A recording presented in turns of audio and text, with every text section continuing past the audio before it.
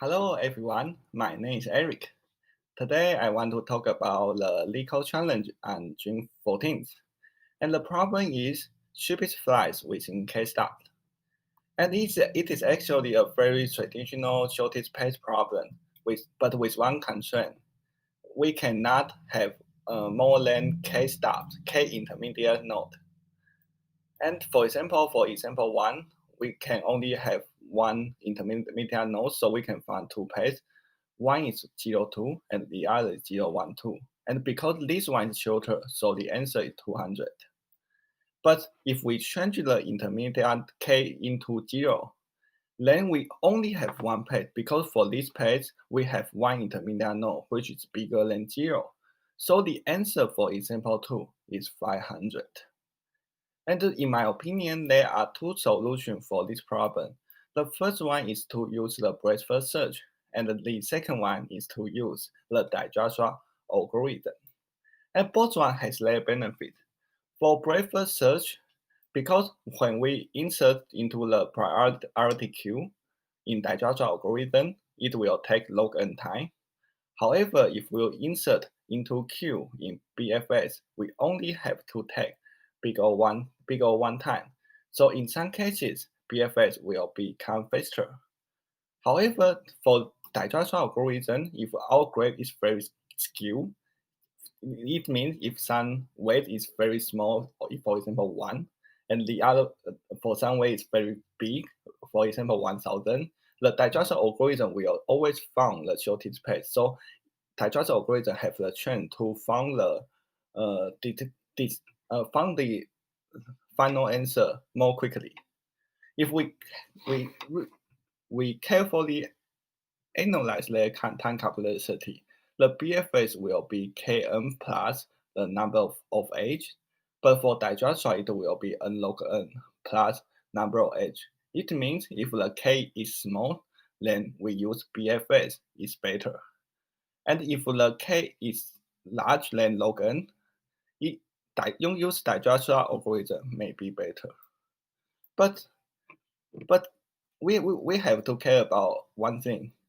If the graph is very balanced, for example, all the weight is the same, then if you use BFS, will be better than Dijkstra algorithm, no matter what the k is.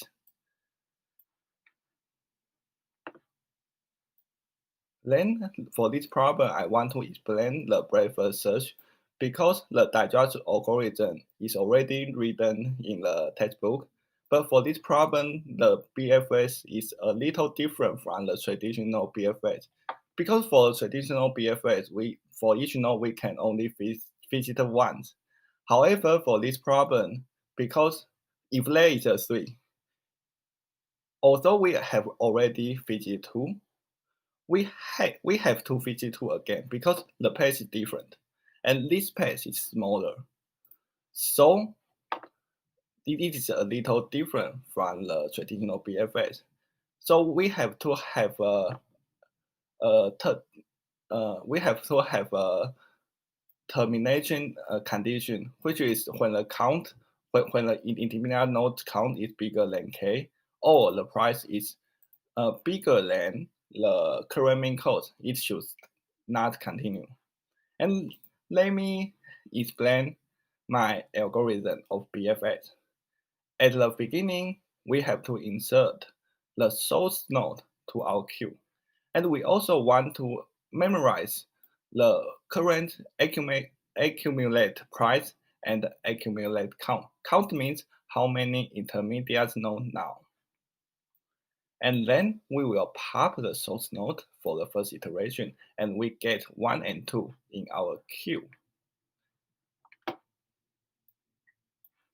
And because for the 0, 1 edge, we have a weight of 100 here.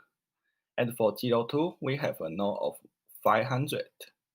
Then we will update the price to 100 and 500, and let the count be plus 1. And for third iteration, we will pop out the first node and then update the 2 because there is an edge to the 1 from the 1 to 2. we will add 100 to this 100 and we can get a better answer, which is 200 now. And then for the 2, because there is no outgoing edge, so the 200 is the final answer. And there is one thing I want to mention, because for the second iteration, we don't necessarily pop the first node. We may pop out the second node. We can also pop out the second node. But for digest algorithm, we will definitely pop out the first node. And it is the benefit of the digest algorithm because it will always find the shortest path. But for BFS, it is not necessary. And it is the advantage of the digest. And the big benefit of the BFS is when we insert a node, we only have to take big O one time. It is the difference. I hope you can see that. And let us see the implementation.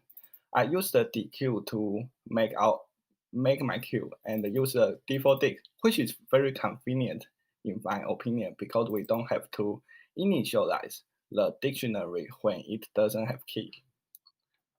And this is the BFS algorithm, and the difference is here. We have to have this condition, so we will not waste our time. And because when a node is fidget, it can still fidget again. So if we don't have this condition, it will be time limit achieved. Then we will return the min cost if it already updated. If not, we return -1, and it is our final answer. And to summarize these problems, we have two solutions.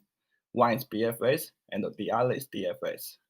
And when the k is small, or the graph is balanced, BFS is better. And when the k is much better, is greater than log n, and the graph is not so balanced, then digest algorithm is better. And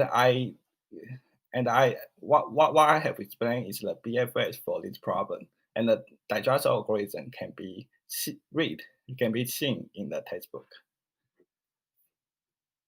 Thank you for watching my video.